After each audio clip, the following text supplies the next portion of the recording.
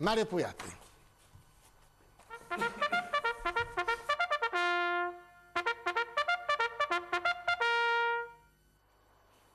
Buonasera. Anche su questo telegiornale ho sentito prima grande spazio su questa legge meravigliosa che il Parlamento ha votato in via definitiva, quella sui clandestini. Io non ho contrarietà di principio nell'istituire il reato di clandestinità. Ripeto, non ho contrarietà di principio. Bisogna chiarire due cose però. La prima, bisogna distinguere fra i clandestini e i profughi. E esiste il dovere di dare asilo ai profughi.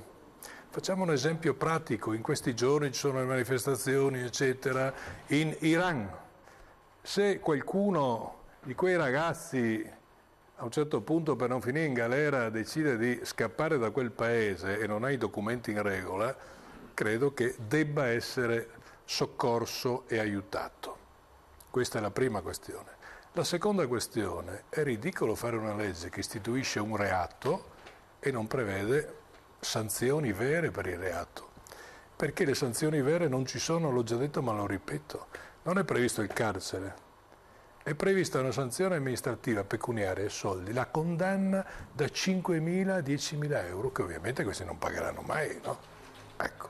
Allora, questi signori saranno processati, saranno condannati a pagare una sanzione che non pagheranno, quindi il risultato finale sarà nullo.